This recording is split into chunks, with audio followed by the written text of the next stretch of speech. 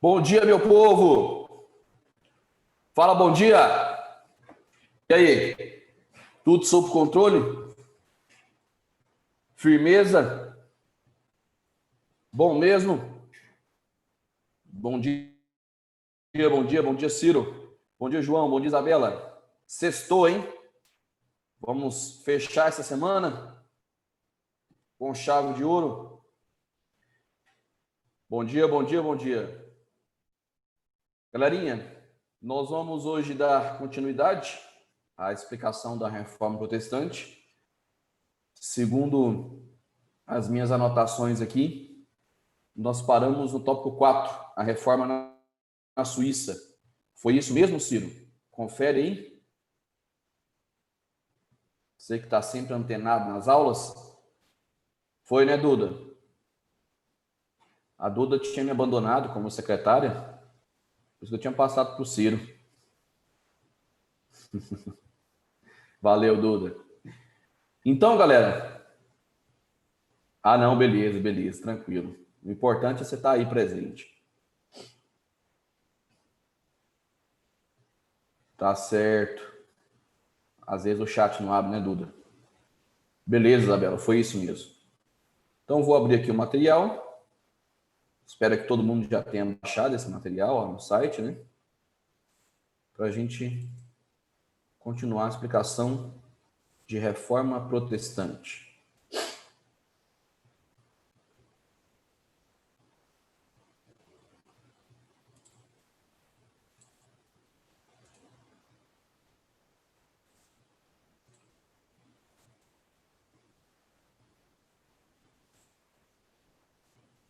Só um minuto que eu vou espirrar. Ah, pronto. Saúde.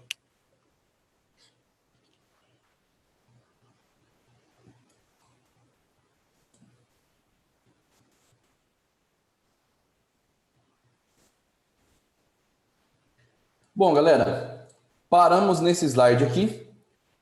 Nós vimos que a reforma protestante ela foi iniciada na região onde hoje é a Alemanha por um monge católico chamado Martinho Lutero.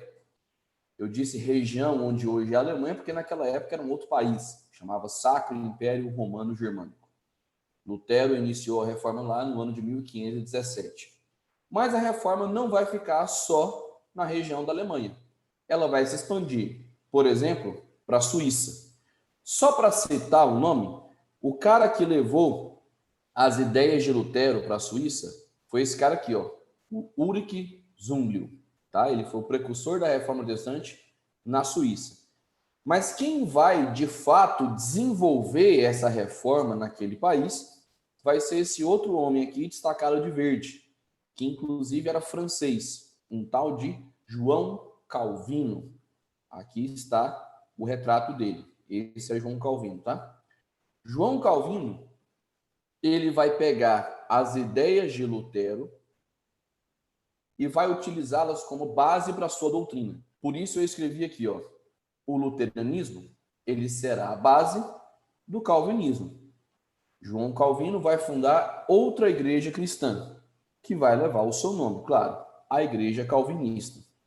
Todas aquelas características da igreja luterana vão valer para a igreja calvinista também. Vamos voltar aqui, ó, para vocês lembrarem. A salvação somente pela fé e uma salvação individual, a livre interpretação da Bíblia, o fim do celibato, daquele voto de castidade, não adorar imagens, o culto realizado no idioma local, a manutenção apenas de 2 sacramentos, de 2 rituais religiosos católicos, o batismo e a Eucaristia, que seria a comunhão. E também a submissão da igreja ao Estado. Todos esses fundamentos da igreja de Martinho Lutero também vão valer para a igreja de João Calvino, para a igreja calvinista. Inclusive, gente, eu não sei se vocês perceberam, mas essas são as características básicas, tá? Da maioria das igrejas que hoje em dia são chamadas de evangélicas no Brasil. O protestantismo é como se fosse a origem do movimento no Brasil, é chamado de evangélico, tá? Vem. Só que o João Calvino ele vai acrescentar uma coisa. Ele vai pegar, repito, aquelas características da igreja luterana, vai adotar elas, mas vai acrescentar uma coisa dele. E que coisa era essa? Uma tal de teoria da predestinação divina. Olha essa palavra, predestinação. Só para vocês participarem. O que quer dizer a palavra pré? Primeiro ano. Acorda aí, conversa comigo. Muito bem. Quer dizer antes. Ótimo. E destino? O que é destino? Na sua opinião? O que é o destino? É o que vai acontecer. Certo? Destino é o que vai acontecer. Então, em que consiste uma predestinação? Que o que vai acontecer com as pessoas já está previamente traçado, previamente definido. E definido por quem, professor? Por Deus. Não é uma predestinação divina?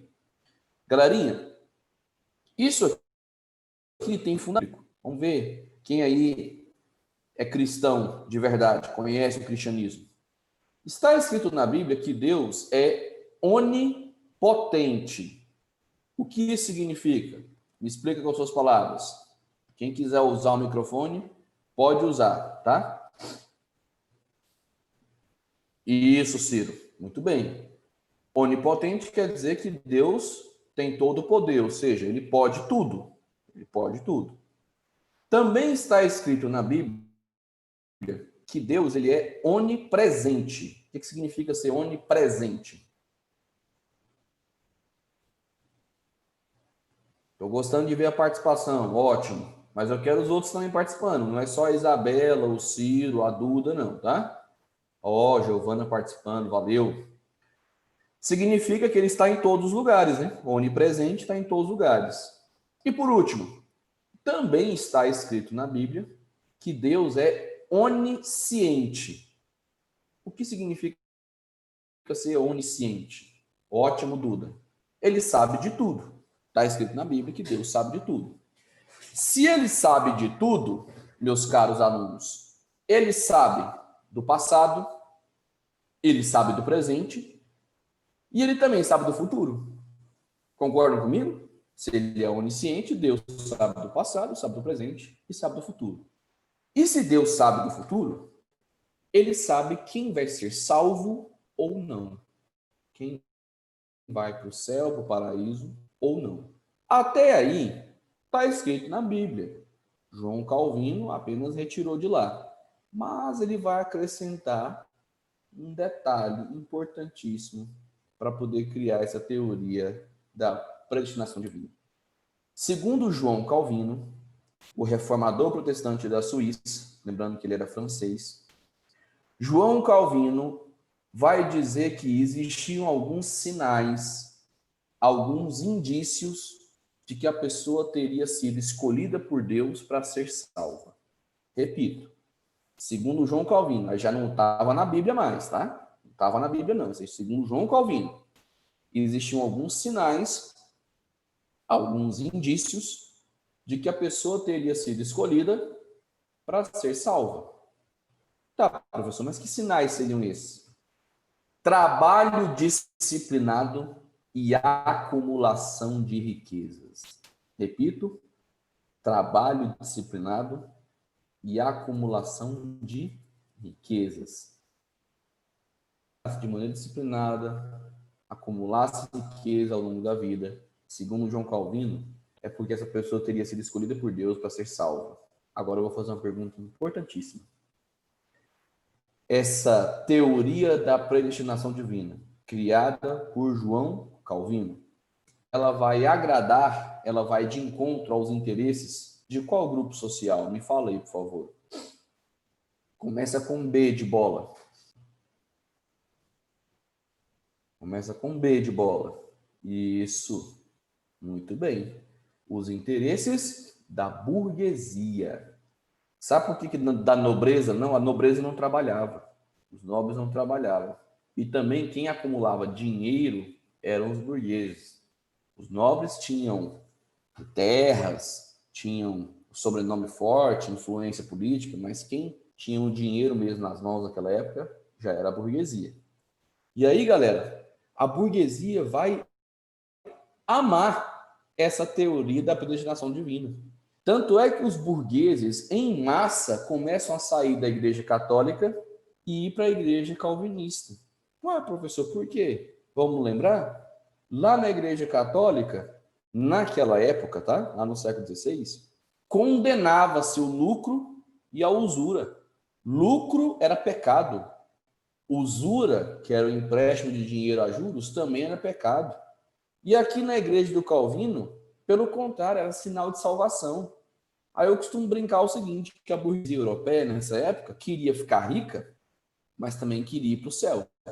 Então a burguesia começa, os burgueses, né, começam a sair em massa da Igreja Católica e aderir à Igreja Calvinista.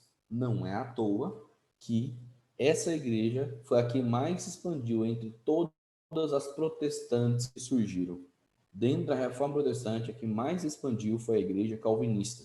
Ela nasceu na Suíça, mas ela vai se expandir para a região dos Países Baixos, região ali da Holanda e da Bélgica. Teremos muitos calvinistas na França, até porque o João Calvino era francês. Lá, só para curiosidade, os calvinistas serão chamados de huguenots, era o apelido que eles receberam lá na França. Huguenots eram os calvinistas franceses. Teremos calvinistas também na Escócia. Lá eles serão chamados de presbiterianos. Vocês já ouviram falar na igreja presbiteriana? Ela é derivada do calvinismo. E nós teremos calvinistas até mesmo na Inglaterra. Lá eles serão chamados de puritanos. Esses nomes que estão aí no chat para vocês, ó, huguenotes, presbiterianos, puritanos, são calvinistas, só que de outros países, tá? Calvinistas franceses eram chamados de huguenotes, na Escócia eram chamados de presbiterianos e na Inglaterra eram chamados de puritanos. Eu destaco que esse nome, ó, puritanos. Puritanos te lembra o quê? Verso comigo aí. Puritanos lembra o quê? Puro, né? Pureza. E por que que os calvinistas receberam esse apelido? Porque João Calvino, além de pregar essa teoria da predestinação divina, além de dizer que o trabalho disciplinado e a acumulação de riquezas é um sinal de salvação divina, João Calvino também pregava que os cristãos deveriam ter padrões de vida, padrões morais muito rígidos. Como assim, professor? Padrões morais muito rígidos. Os calvinistas não deveriam beber nenhum tipo de bebida alcoólica, não deveriam fumar, não deveriam se envolver com jogos de azar, não deveriam se envolver com prostituição. Então, por ter esses hábitos, esses padrões morais muito rígidos, eles foram chamados também de puritanos. Beleza? E aí, para a gente fechar essa parte da matéria, eu separei um ponto de análise que daria uma excelente questão de prova, hein? Repito, esse ponto de análise daria uma excelente questão de prova. A relação entre a ética protestante, e aqui eu estou me referindo especificamente à ética calvinista, e o espírito do capitalismo. Esse ponto de análise não foi eu que criei, tá? Isso aqui é uma obra de um sociólogo alemão chamado Max Weber. Ele escreveu um livro com esse título: A Ética Protestante e o Espírito do Capitalismo. Pergunto, meus caros alunos do primeiro ano do Colégio Planeta, vocês conseguiriam fazer essa relação? Se fosse uma questão de prova, vocês conseguiriam responder isso aqui? Sejam sinceros. Ó, Isabela falou, vocês já estudaram Weber em Sociologia? Massa. Quem que dá aula de Sociologia para vocês, Isabela? É a Roberta, né? Massa, bacana. Bom, galera, então só para reforçar, qual que é a relação entre a ética protestante, estou falando da calvinista, e o espírito do capitalismo? Para responder, você tem que citar a teoria da predestinação divina. João Calvino dizia que o trabalho disciplinado e a acumulação de riquezas seria um sinal de salvação, de que Deus teria escolhido aquela pessoa para ser salva. Esse tipo de pensamento vai de encontro, vai agradar os interesses de qual grupo? Da burguesia. E a burguesia vai migrar em massa para a igreja calvinista. Além disso, falar que o trabalho disciplinado e a acumulação de riquezas seria um sinal de salvação, isso vai representar um estímulo para a burguesia desenvolver cada vez mais os seus negócios. E isso vai contribuir, claro, para o desenvolvimento do sistema capitalista. Tá certo? Então, vou repetir, porque isso aqui é muito importante. Qual que é a relação que existe entre a ética protestante, estou falando da calvinista, tá? João Calvino, e o espírito do capitalismo? Resposta: teoria da predestinação divina. Nela, João Calvino disse que Deus já tinha escolhido quem seria salvo. E existiria um sinal de que a pessoa tinha sido escolhida para ser salva. Que sinal que era esse mesmo? Trabalho disciplinado e acumulação de riqueza. Isso vai agradar bastante a burguesia e vai estimular ela a desenvolver os seus negócios, contribuindo, óbvio, para o desenvolvimento do sistema capitalista. Digamos, então, que a doutrina calvinista era totalmente compatível com o espírito do capitalismo. Beleza, galera? Dá um joinha se vocês conseguirem entender essa parte da matéria, por favor. Dá um joinha aí, tio Vitor. Hoje é sexta-feira, né? Estamos fechando a semana. Massa! Bacana! Ótimo! Eu tinha esquecido de perguntar para vocês em relação à nossa P2, a nossa prova objetiva. Acho que eu não perguntei. Vocês foram bem? Vocês conseguiram sair bem? Beleza. Que bom, Ciro. Que bom, Duda. Tá certo, então. Ótimo. Aí a nossa próxima prova, que já vai ser a P1 do quarto bimestre, ela vai acontecer na primeira semana de novembro. Eu vou cobrar a partir de renascimento cultural, tá? Renascimento cultural, reforma protestante, são assuntos da próxima prova. Bom, então agora vamos falar sobre a última das 3 grandes reformas protestantes que aconteceram. Ela vai rolar onde? Na Inglaterra. Nossa, professor, que tanto de mulher que é esse aí? Por que esse tanto de mulher? Agora vocês vão entender o porquê dessa imagem. Mas, por enquanto, eu só quero que vocês saibam que quem vai comandar a reforma protestante na Inglaterra vai ser o próprio rei. Isso mesmo. Quem vai comandar a reforma protestante na Inglaterra vai ser o próprio rei do país, que é esse cara aqui, ó, Henrique VIII, da dinastia Tudor. Beleza? Tá aqui, ó. O líder dessa reforma vai ser o rei Henrique VIII, da dinastia Tudor. E tudo começa com um conflito entre o rei e o papa. Motivo: o Henrique VIII queria anular o seu casamento com a sua então esposa. Deixa eu voltar aqui na imagem aqui, ó. Essa aqui, ó. A Catarina de Aragão. Professor, mas por que ele queria anular o seu casamento? O Henrique VIII, ele já tinha tido uma filha com a Catarina, inclusive ela se chamava Maria, mas ele queria muito ter um filho, ele queria ter um herdeiro, homem, para sucedê-lo no trono. Aquela questão do patriarcalismo, machismo e tal. Só que a Catarina de Aragão não conseguia mais gerar filhos, por problemas de saúde mesmo. Ela não conseguia mais gerar filhos. E a Catarina de Aragão, inclusive, ela não era inglesa, tá? Ela era uma princesa espanhola. Muito católica, católica fervorosa. Aí o Henrique VIII queria, porque queria, repito, ter um filho, um herdeiro para suceder no trono. E a Catarina de Aragão não conseguia mais engravidar. O que o Henrique VIII começou a fazer? Começou a visitar outras camas, se é que você me entende. Ele era bem danadinho, né? Não era um homem sério igual o professor Vitor Hugo. O Henrique VIII arrumou várias amantes dentro da corte mesmo. E a principal amante dele, a que ele mais gostava, era essa aqui, ó, a Ana Bolena. O Henrique VIII ficou apaixonadíssimo na Ana Bolena. Professor, uma vez um aluno perguntou por que o Henrique VIII gostava mais da Ana Bolena, se ele tinha várias amantes. Não sei, tem que perguntar para ele, né? Mas, enfim, o Henrique VIII, então, vai querer anular o seu casamento com a Catarina de Aragão para se casar com essa sua amante, a Ana Bolena, que eu mostrei para vocês agora no retrato. Aí o aluno pode perguntar, professor, peraí. Ele não podia simplesmente ter o filho lá com a Ana Bolena, que é o que ele tanto queria, sem precisar anular o seu casamento? Não, né, gente? Por quê?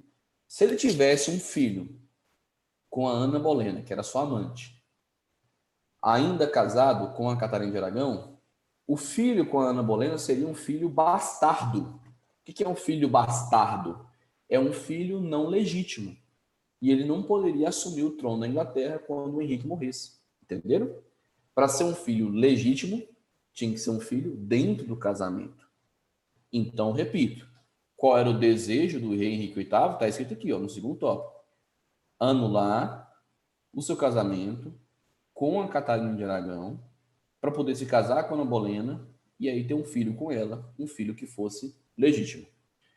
Mas eu pergunto, quem é que tem o poder de anular um casamento religioso, um casamento na igreja? Me fala aí, isso mesmo, seria bastardo, né? Quem é que tem o poder de anular? Somente o Papa. Exatamente, somente o Papa. E aí o Henrique VIII vai mandar uma carta para o Papa, ele se chamava Clemente VII, o Papa nessa época aqui, e vai pedir para ele, santidade, eu queria anular meu casamento com a Catarina de Aragão, porque eu quero me casar com outra mulher, com a Ana Bolena, para ela gerar um herdeiro para o trono da Inglaterra. Ele mandou esse pedido para o Papa. Qual vocês acham que foi a resposta do Papa? Sim ou não? Me fala aí, o que vocês acham que o Papa respondeu? Oh, vocês acertaram. O Papa respondeu não vou anular o seu casamento. Professor, mas por quê? Porque o matrimônio é uma coisa indissolúvel, uma coisa que não pode ser desfeita em hipótese alguma? Não é isso não. Se o Papa quisesse, ele anulava com uma simples assinatura, ele anulava o casamento do rei da Inglaterra. Se o Papa quisesse, mas ele não queria. E por que ele não queria? Porque a Catarina de Aragão era uma católica fervorosa, era uma grande aliada da Igreja Católica e ainda era tia de Carlos V. Carlos V, professor? Carlos V era o cara que estava combatendo a reforma protestante na Alemanha. Era o cara que estava combatendo Martinho Lutero. Então, o Papa falou assim, não vai rolar, não vou anular seu casamento. A sua esposa, Catarina, é uma católica fervorosa, grande aliada da igreja. Ela é tia de Carlos V e o seu sobrinho está nos ajudando a combater o Martinho Lutero na Alemanha. Então a gente não vai anular o seu casamento. Henrique VIII não gostou nada da resposta do Papa. E aí ele apelou. Sabe o que ele fez? Está escrito aqui embaixo de vermelho. Ó. No ano de 1534, Henrique VIII vai decretar o ato de supremacia. O que seria isso? Pelo ato de supremacia, ele cria uma nova igreja cristã. Está aqui o nome dela, a Igreja Anglicana. E essa igreja seria chefiada não pelo Papa lá de Roma, mas pelo próprio rei da Inglaterra, ou seja, por ele mesmo, pelo Henrique VIII. Então, eu vou repetir. Perante a negativa do Papa, que não quis anular o seu casamento com a Catarina de Aragão, Henrique VIII, no ano de 1534, decreta o ato de supremacia, onde ele cria a Igreja Anglicana, uma nova igreja cristã na Inglaterra, e essa igreja não seria chefiada pelo Papa, seria chefiada pelo próprio rei, ou seja, pelo próprio Henrique VIII. E de quebra, sabe o que ele fez? O rei Henrique VIII Ele confiscou terras da igreja. O Estado inglês confiscou terras da igreja católica, ali dentro do seu reino. Galerinha, isso nos prova uma coisa. Presta atenção. Que a reforma protestante na Inglaterra, ela foi mais política do que religiosa. Olha esse ponto de análise, tanto que ele é simples. A reforma protestante na Inglaterra foi mais política do que religiosa. Sabe por quê? Primeiro, porque ela nasceu de um conflito entre o rei, Henrique VIII, o rei da Inglaterra, e o Papa. Segundo, porque Henrique VIII, ele queria diminuir o poder e a influência da Igreja Católica dentro do seu reino. Henrique VIII era um rei absolutista. E ele queria dar o seguinte recado: aqui na Inglaterra, eu que mando, inclusive na igreja. O Papa não manda nada. Entendeu a ideia? Então, a reforma protestante na Inglaterra foi mais política do que religiosa. Porque ela nasceu de um conflito político, de uma disputa por poder entre o rei Henrique VIII e o Papa. E para provar isso, repito, com um ato de supremacia, Henrique VIII se torna o chefe da igreja anglicana, né, na Inglaterra, e ele ainda confisca terras da igreja católica, ele toma terras da igreja católica. Outro detalhe que eu gosto de citar, gente, na igreja anglicana, a doutrina é praticamente a mesma da católica. Se você for a um culto da igreja anglicana na Inglaterra, você vai achar que está numa missa. Fala assim, professor, isso aqui é uma missa da igreja católica. É a mesma coisa, é quase igual. O Henrique VIII não vai mudar a doutrina da igreja. Ela vai permanecer praticamente inalterada. O que ele vai mudar é o comando da igreja. Não vai ser o Papa, vai ser o rei da Inglaterra que vai comandar a igreja anglicana. Então, vou repetir pela quinta vez. A reforma protestante na Inglaterra ela foi mais política do que religiosa, porque ela nasceu de uma disputa por poder entre o rei da Inglaterra, o Henrique VIII, e o Papa, que na época era o Clemente VII. E essa reforma foi política porque ela vai trocar o comando da igreja. A igreja anglicana, que vai nascer da reforma inglesa, passará a ser chefiada pelo próprio rei da Inglaterra e não mais pelo Papa. Tranquilo? Galerinha, vocês querem saber o que aconteceu com os casamentos do Henrique VIII? Deixa eu voltar aqui na imagem. Querem saber? Não precisa decorar isso aqui não, mas só para vocês verem, tanto que a vida amorosa dele foi movimentada. Depois que o Henrique VIII decretou o ato de supremacia, está aqui embaixo, ó, em 1534, e passou a ser o chefe da igreja, a igreja anglicana, ele vai anular o seu próprio casamento com a Catarina de Aragão. Eu imagino o quão engraçado deve ter sido o decreto, né? Eu anulo o meu casamento com a Catarina de Aragão. Assinado eu mesmo, Henrique VIII. Ele anulou o casamento com a Catarina e se casou com a sua amante, Ana Bolena. Teve uma filha com ela, chamada Elizabeth. Que vai ser a Elizabeth I, a rainha virgem. Não é a Elizabeth que está no poder hoje não, tá, gente? A Elizabeth hoje é a Elizabeth II. Senão ela teria aí quase 400 anos de idade. Aliás, mais de 400 anos de idade. Mas, enfim. Ele se casa com a Ana Bolena, tem uma filha, Elizabeth, mas aí ele vai fazer, sabe o quê? Com a Ana Bolena? Vai mandar cortar a sua cabeça. Ana Bolena será acusada de adultério, ou seja, de visitar outras camas. E aí ele manda matar a sua própria esposa. O professor, ele podia fazer isso? Sim, ele era um rei absolutista. Ele estava acima da lei. E aí, ao longo da vida, Henrique VIII vai se casar 6 vezes. Essas aqui são as suas 6 mulheres. Jane, Ana, teve outra Ana e teve mais 2 Catarinas. Ele gostava de Catarinas, né? Teve 3 ao todo. Ele se casou 6 vezes ao longo da vida. Tá, professor, mas com tantos casamentos, ele conseguiu gerar algum herdeiro, um filho? Conseguiu. Um filho chamado Eduardo. Em 6 casamentos, ele teve só um filho, sexo masculino. O Eduardo assumiu o poder após a morte do pai, mas governou pouquíssimo tempo e faleceu muito jovem. E aí o poder caiu nas mãos da sua filha com a sua primeira esposa. A sua filha com Catarina de Aragão se chamava Maria. E depois do reinado de Maria, aí sim vai vir o reinado de Elizabeth, da Rainha Virgem. Beleza? Então, galera, me dá um joinha se vocês conseguiram entender essa reforma na Inglaterra. A Isabela falou que era praga da igreja. A Duda perguntando, mas a Rainha Elizabeth não tem mais de 400 anos, não? Parece, né? Tem vários memes na internet falando que a Rainha Elizabeth ela é imortal, né? Tem um meme que eu vi, cara, engraçado. Diz que quando Deus criou Adão, falou assim para Adão, Adão, você é a minha primeira criatura, a minha imagem e semelhança. Aí o Adão olha para o lado e vê a Rainha Elizabeth e fala assim, e essa rainha que está aqui? Aí Deus responde, não sei, ela já estava aí quando eu cheguei. Ai, ai. Mas enfim, brincadeiras à parte, todo mundo entendeu a reforma na Inglaterra? Beleza. Na próxima aula, para a gente terminar esse assunto, eu vou falar disso aqui, ó. Vou falar sobre a contra-reforma. O que seria a contra-reforma? Contra-reforma foi a reação da Igreja Católica à reforma protestante. A Igreja Católica vai reagir. E nós vamos falar sobre essa reação na próxima aula.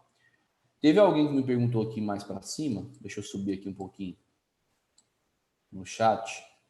A Isabela. Sobre a história do Brasil, Isabela perguntou. Isabela, nós vamos ver a história do Brasil depois de a gente finalizar reforma protestante. Esse vai ser o nosso último assunto de história geral, tá? Eu vou terminar ele na quarta-feira, na próxima aula, falando aí da contra-reforma. E aí, finalizando a reforma protestante, a gente passa para a história do Brasil. A gente vai ver Brasil colonial, que é a primeira parte da nossa história. E aí a gente vai ver a história do Brasil até o final do ano. As nossas aulas vão até a primeira semana de dezembro. Professor, mas aí vai ser muito pouco de história do Brasil? Sim, o primeiro ano é assim mesmo. A gente vê bem mais história geral do que história do Brasil.